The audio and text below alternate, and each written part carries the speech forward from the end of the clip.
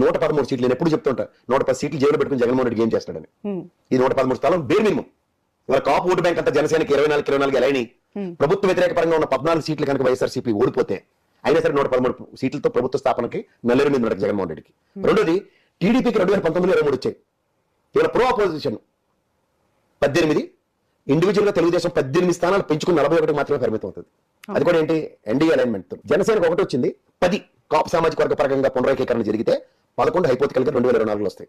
అంటే 41 ఈ 11 కలిపిన 52. వీళ్ళకి ఇంపాసిబుల్ టు నెక్స్ట్. అంటే ఇండివిజువల్ కన్స్టెన్స్ తో అమ్మో మా చంద్రబాబు నాయుడు, అమ్మో మా పవన్ కళ్యాణ్ అనే కన్సిడరేషన్స్ వచ్చినా సరే ఇక్కడ మీకు వైసీపీ 113 to 123 ఫస్ట్ అనాలిసిస్ లో వాళ్ళు యాంటీ గవర్నమెంట్ అని.